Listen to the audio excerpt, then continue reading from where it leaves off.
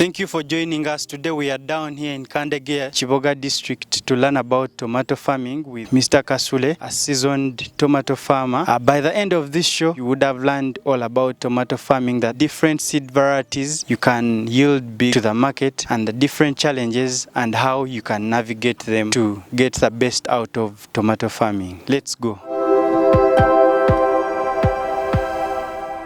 I'm Solomon Kasule, Kutesa, a tomato farmer. I'm here to take you through my journey. What inspired you into this sector specifically? As I was growing up, if I'm not mistaken, it was around 2013. I was a Boda rider in town. But I had a passion in farming because I had done it before. By then I was doing maize. As I looked for greener pastures, I went to a certain place there in Nakaseke called Namosale. That's where I got an idea of tomato farming. I came across a certain man called Sevume. Those guys were from Mokono. He's the one who gave me that idea of tomato.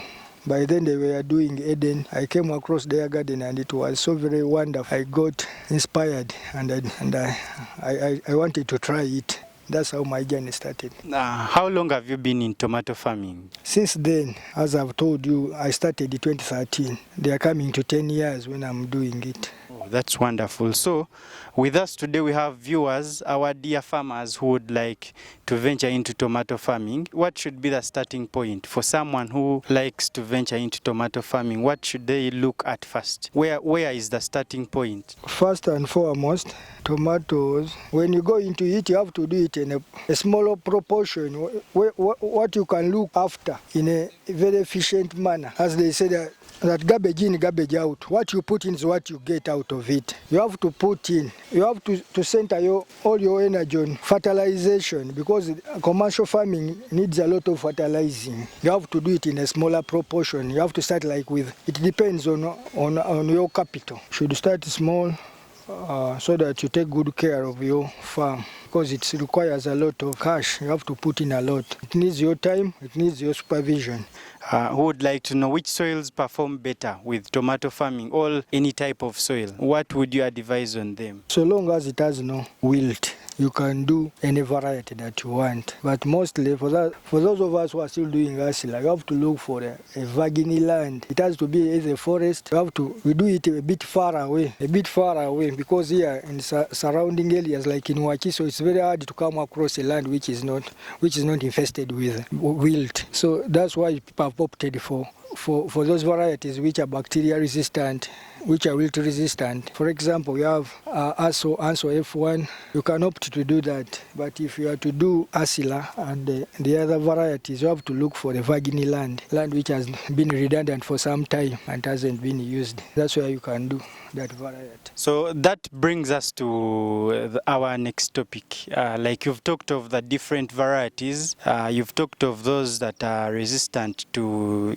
you called it bacterial wilt. Would you advise us on the different varieties and where they perform best, and what does someone base on to choose a variety to do? To start with, ASO is a new variety on the market. It has been there like for 3 to 4 years. Before we used to do kasule, we used to do Eden and other varieties.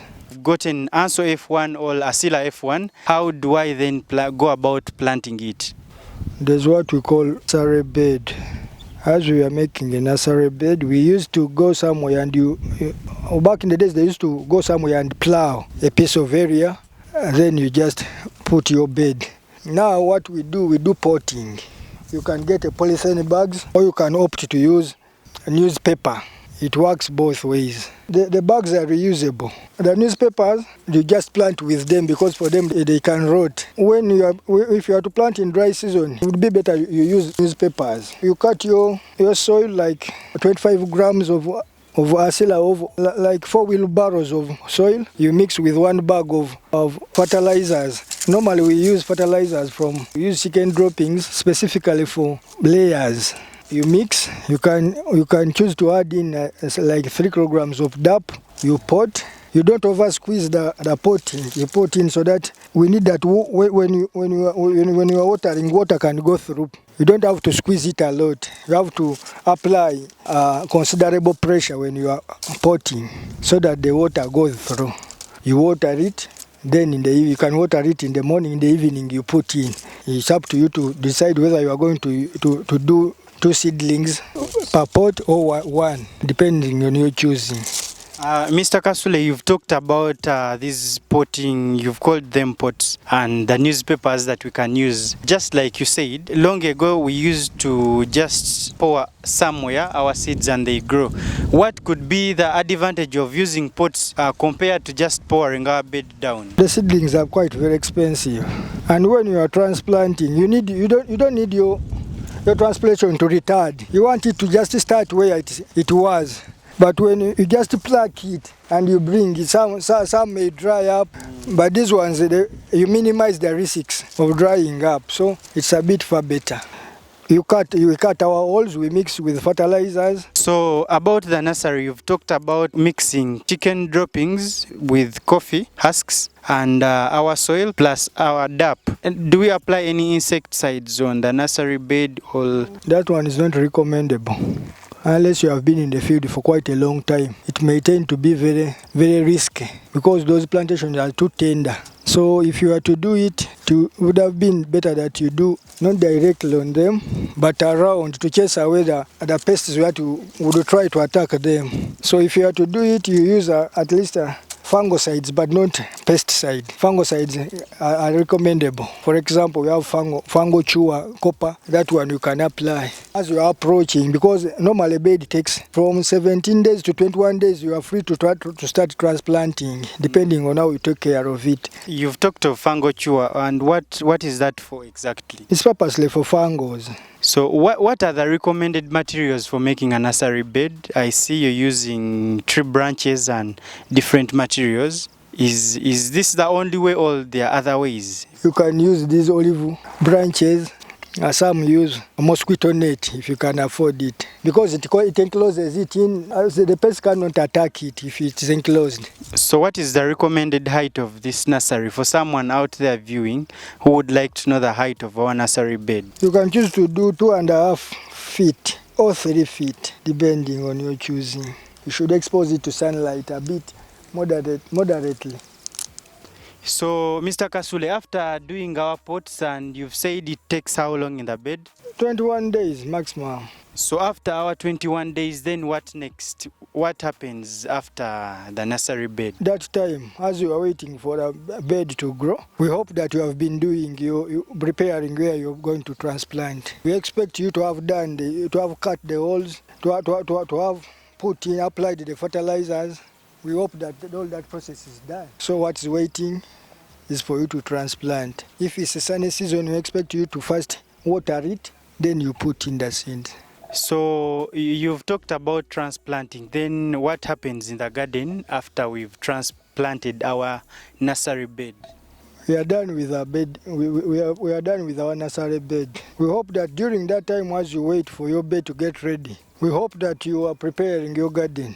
What are some of the things someone can do to prepare their garden as they wait for the nursery bed and the seedlings to grow? As we talked before, if you decided to do 2 seedlings per pot, that's when you choose whether the spacing out will be. If you chose to do 1 seed, we normally recommend that you do 2 feet to 2.5 feet. If you did 2 seedlings per pot, you are supposed to do the spacing of 3 feet to 3.5 feet, depending on the fertilizers you are going to apply. If you have enough fertilizers, it's better that you do 2. It's better that you do 3.5 feet, so that you put in a lot of fertilizers.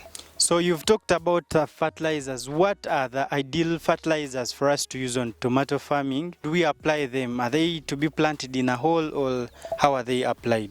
If you are going for a sunny season, it would have been better that you apply them in the soil. In that process of waiting for your bed, but it has some risks.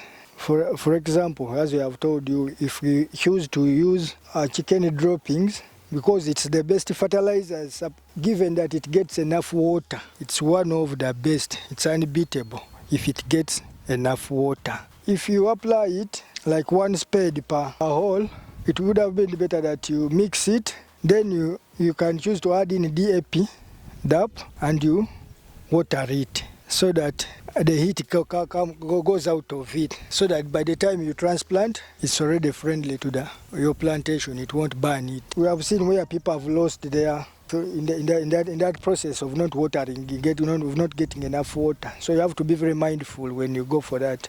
But during the rainy seasons, you can choose to top dress it on, because we expect rains.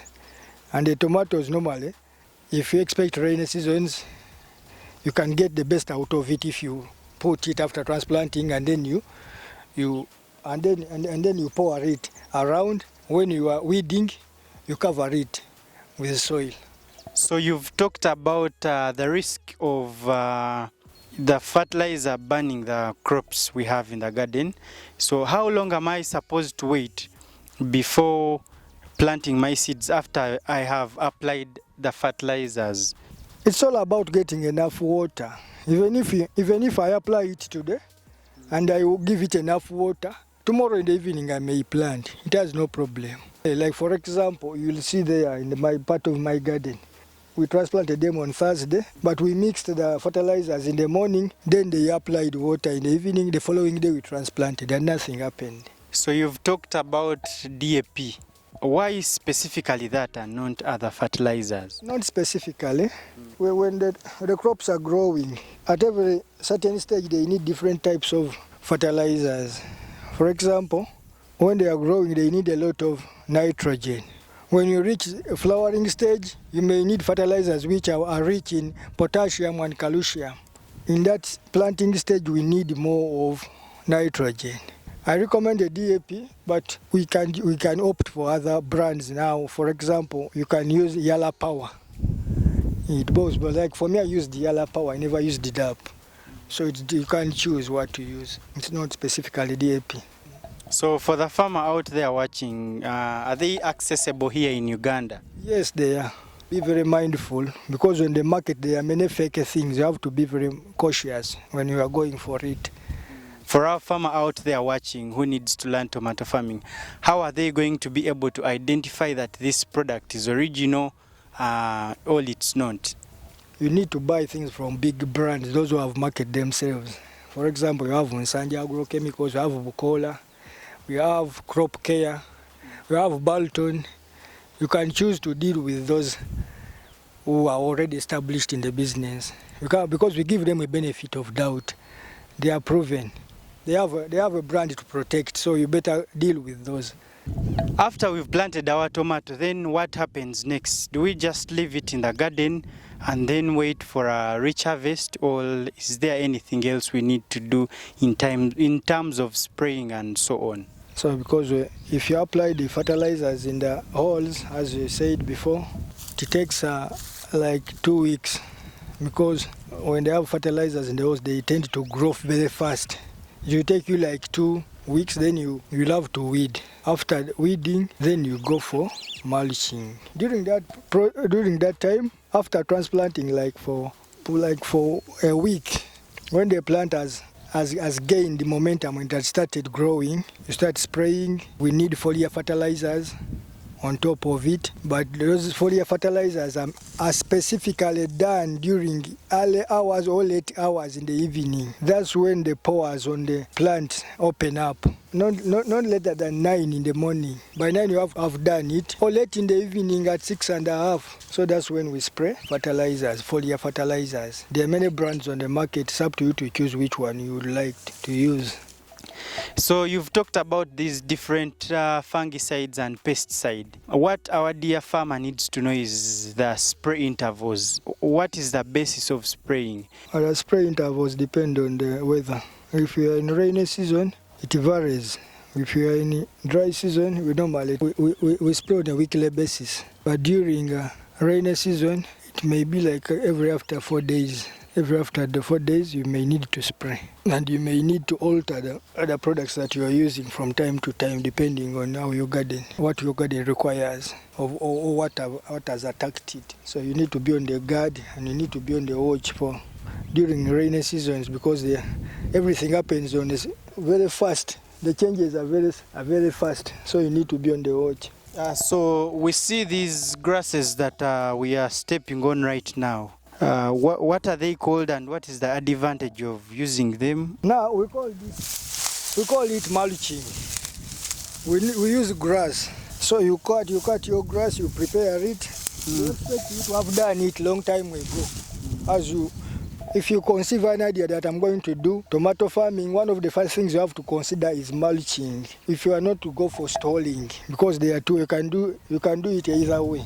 You can choose to stall it, your poles, you decide to tie it on the poles. That's what we call stalling. But if you are not to go for that, you go for mulching. It has many advantages. For example, during dry season, it helps you to keep water in the soil and to give you the quality of your product.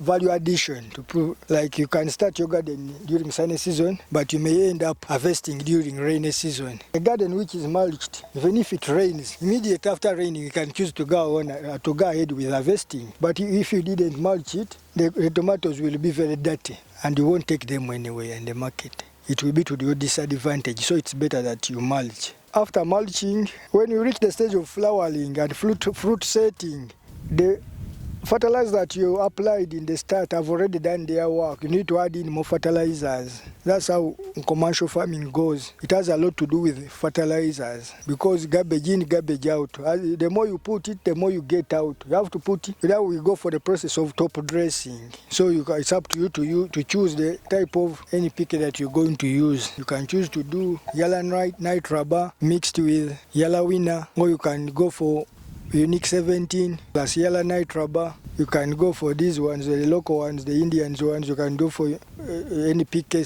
17 or 2555, depending on what your soil requires, because there are devices that can tell you what your soil is rich in and what it needs and the type of plantation you are going to do. You can choose to buy it, your soil, to know what is missing and what needs to be added in.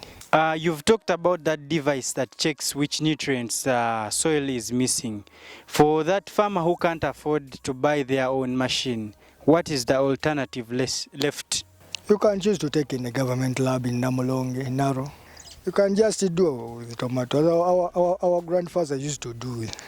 And you can, as you grow big, you may end up going there afterwards, but it doesn't deter you from working. How many fruits does a tomato plant have? They vary. You're not assured of how many it can bring, but it can bring as much as 200 a tree, depending on the season, depending on the weather, depending on how much fertilizers you have applied. Because as you can see here, ours are, now they are like on 2 months. They still have a month to go. They are still putting on. They have just started. But we expect them to bring more fruits. So when is the best, at what stage do we do our top dressing for our tomato plants? During flowering period, fruit setting stage, you can choose to do top dress, but you must be very cautious, and you have to be cautious when you're applying them. You don't have to apply it too close with a plant, because they might burn them. Yes, you need to put them some centimeters away from them. So during our fruiting, then what are we supposed to be using? All at that stage we don't apply? All throughout that period, you have been using foliar fertilizers. Normally they do them after 14 days. It's highly recommended that you do them after 14. A week in, a week out. After every 1 week, you apply foliar fertilizers. As I told you before, you must do it early in the morning or late in the evening, because that's when our plant opens up the pores to take in whatever. You've told about the different stages: the nursery stage, the stage where we go to the garden, and the flowering, fruit setting, and so on. How long is the life cycle of a tomato? How long does it take to mature for us to take it to the market? Since the day you plant in our pottings, the day you put in a seed, precisely you count 90 days. Precisely. Take it from me. it cannot be more than 90 days. Precisely, you have to say ripened tomato. Whether you like it or not, whether you did all that we talked about or not, you have to say ripened. So you give it an extension of like 1 week, then you'll get enough to take to the market. But the first ripened tomato has to be there on 90 days precise. If it's during rainy season, it can be less than that. It can be like 85 or 82 days. You have to say ripened tomato. Do the days vary based on the variety, or it's a standard time that all varieties grow in the same time? Unless there is only one variety that I've seen which takes more than 90 days. That variety is called Tengelu. Are there any factors that may prevent it from ripening in that time of 90 days? No, there's none whatsoever. It has to ripen. The only difference can be whether they produce enough fruits or depending on the challenge that they got, but you have to go to get a ripened tomato. What is the harvesting period? The ranges between harvesting. Do we harvest at once, or is it harvested for how long are they harvested? Tomatoes are not harvested at once like maize. You can harvest like from 6 to 10 rounds depending on the produce you got and the weather. So, for example, we are now in dry season. If perhaps that I start harvesting my tomatoes when the rains have started, I will harvest them for 1.5 months, still harvesting. I will do my harvest for 1.5 months. Those are like 7 to 6 weeks. And I will be doing it every week. I will be harvesting. For example, if I had 1 acre, I may start with 5 boxes. Then the second harvesting, I'll get like 15 boxes. Then the third round, that's where the peak. That's when I do like 30 or 25 boxes. Then it starts to drop. And it goes back almost to 2 boxes as I'm finishing the garden. No, it depends on the variety that you did. Because now Asla, statistically, the size of the fruit is 130 what? And 30 pounds. Yes, 130 to 140 pounds. 135 to 150 pounds. Then also it's 100 pounds to 120. So it depends on the variety that you did. When you go for tomato Galilee, you can reach like 180 pounds to 200 pounds. You talked about the variety that the Kenyans are doing. What was that variety? Big Rock. Those ones can be like 180 pounds. Yes, but they change. The first fruits are normally bigger. Yes, the ones that comes afterwards, they reduce the size. So what are some of throughout your journey and your time doing tomatoes, what are some of the biggest challenges that tomato farmers face? Challenges comes in many forms and shapes, depending on where you're doing your farming. Back in the days when we had just started this work, there are pesticides which were not there. For example, now we have tuta absoluta. When you Google it, it started somewhere there in South America. It can cause 100% total loss. It can cause 100% total loss. We have witnessed it. I've seen it myself, where people got 100% total loss and they walked away without getting a single shilling. So that one is very, very, very, very dangerous and quite very expensive to maintain. By the time it attacks you, you have to muscle all your energies and fight tooth and nail to see that you overcome it. The pests that can confront it are a bit very expensive, because we have like collagen. Collagen, a liter goes for 960,000, 1 liter, Ugandan shilling. Bellot, a liter goes for 850. Avant goes for 570. We have Ampirigo goes for 400,000. It's quite very challenging, and it tends to be more rampant during the sunny season. When it's rainy season, it's highly containable. It isn't so rampant. The high degrees of weather favors it. It can bring down a whole garden, like a 5-acre garden in less than a week. You can leave your garden when it's blossoming. You tend to go back after 4 days when it's already as if it was burnt by fire. And another challenge, there's what we call bright. Bright is what we call early bright and late bright. It's also very dangerous. That's why we talk that you have to be on the watch. That's why we normally recommend that you use fungal cures every week. For example, copper fungal cure can help you, but it's not the last solution, because when they are making those manufacturers, when they are doing, they have what they call class 2 and class 3, class what, depending on how powerful is it. Now Ridomil is a bit stronger than copper in terms of containing the bright and the other black spot. Is what we call black spot. Here we dubbed it commando. Most farmers call it commando, the local farmers. The tomato can be attacked by black spots on it, so they don't like it in market. Those are the brands that can contain it. For example, Copper, Ridomil, and Avesta XL. They are the ones that can contain it, so that you produce a quality fruit. That you prepare, you had enough time to prepare, to know what it needs, what it takes. You can minimize the challenges. Apart from, there are farmers who think that they guard themselves locally against a hailstorm. There are things that they recommend you to do, because those things, hailstorm can hit you and you walk away. But for us, some of us don't believe in them. We do nothing, because if it's those are natural disasters. I don't have it's not scientifically proven. So you may choose to do it or not. We've seen around people doing the irrigation. What is the biggest water source that you have here? Because it takes a lot of water. Where do you get the water from, given that it's a dry season? Our source is directly from the river. We are doing it on the river side. We didn't have enough time to go there. I would have taken you there, you see the water. But we have enough water. Even if you were to do it, you can supply the whole Kampala. We have enough water.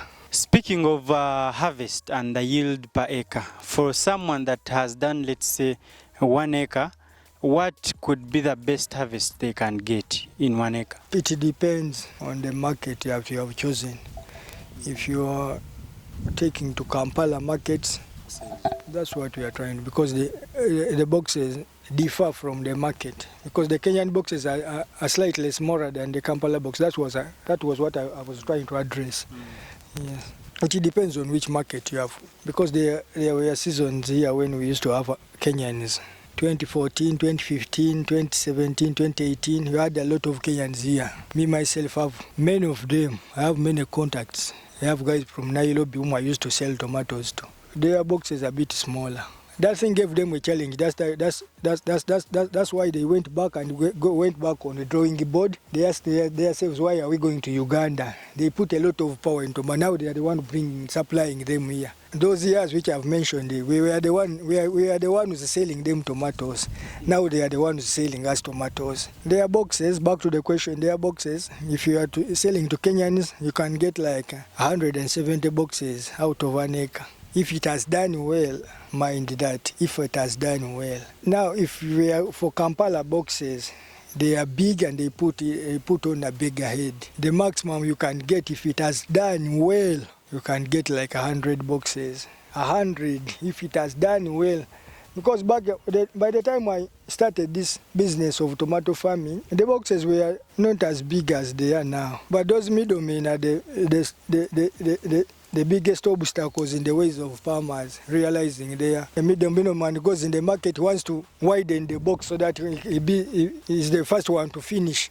The boxes were a bit smaller, because I have a tracker there, an LF there. We used to carry on it 45 boxes. Now it can't accommodate even 30. Nothing has changed, which means automatically the boxes are bigger than they used to be.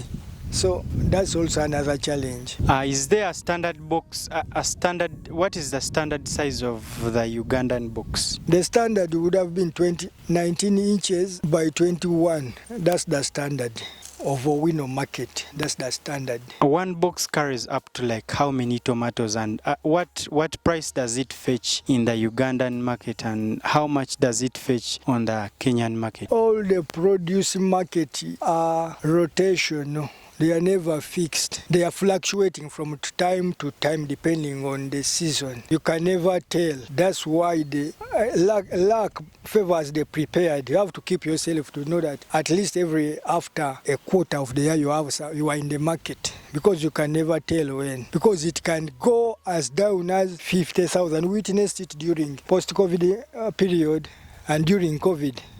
The box went up to 30,000. Uganda shillings. And after that time, when all the farmers lost all their money, as the banks have taken all their things, the prices skyrocketed. I'm one of those who hit the market, because I sold the box at the garden at 800,000 per box. So it can go as high as 800,000, it has go as low as 30,000, depending. So how do you ensure that you have constant supply throughout the year? You can never have a constant supply. Very soon you will break down. It's better that you plan your things. You know, good things take time. You have to sit down and make your paperwork and know that I'm going to be doing 3 gardens a year per annum, or 2 gardens. And I have to see that I prepare them adequately so that they give me what I need. In order to get money, you don't need to be in the market always. You can be, like for me, I visit the market like twice a year, but I do a lot of variety. Nowadays, recently I've been having pumpkins, and I sold more than 20,000 pieces of pumpkins. I had like 6 acres. You don't need to be in the market every now and then. You need to take your time to be in the chicken. You prepare your things. You come on the market with the quality things, so that you market yourself, knowing that when they see Solomon kasule, they have seen quality. They just hear that it's coming. They know quality is coming. So you don't need to be on the market every now and then. It's the 6th of January, if I'm not mistaken. A box goes for between 350 to 450 in the town. Now, given that those who are exporting, they need the first size and the second. They don't take the third size. The small they don't take to Sudan. They take the first and the second.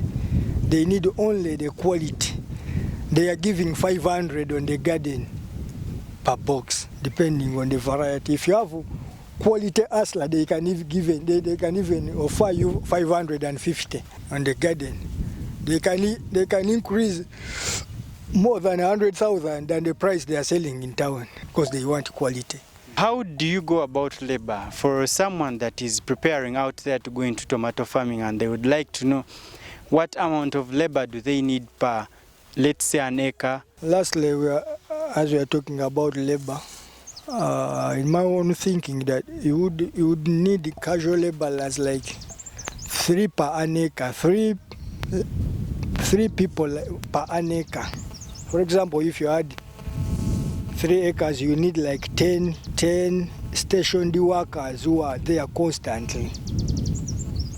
Those are 3 per acre. And during the process, you may need an intervention of those who come in to help, because part-timers, because tomatoes, they tend to have a lot of work. It grows in a small period of time, as we said, 90 days, but it's action-packed. You don't need to rest.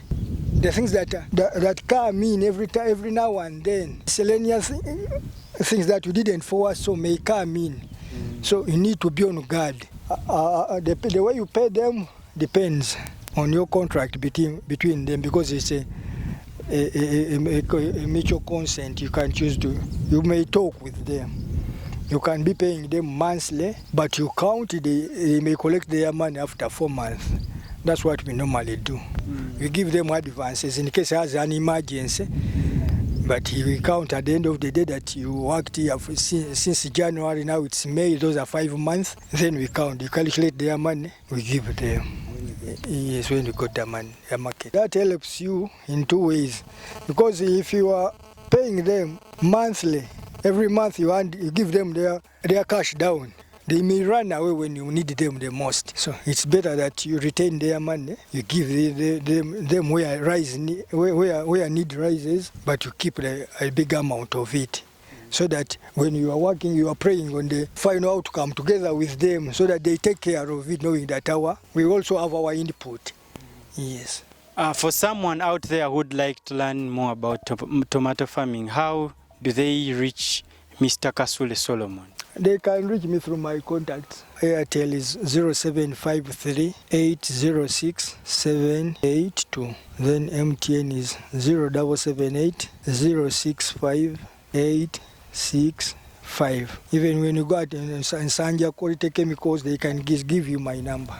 Thank you, Mr. Kasule, for hosting us. It's been a pleasure learning with you. That's been tomato farming for you. We've been with Mr. Kasule Solomon Kutesa here in Kandegea, Chiboga District. Dwanilo Sub-County, Kandegea Village, Chiboga District. That's where we are currently stationed. Tomato farming. That's been tomato farming for you. We've been with Mr. Kasule Solomon Kutesa, teaching you how you can harvest gold in tomato farming. Stay tuned. It's been Emmanuel Chiza, your host for Rich Harvest. Thank you very much.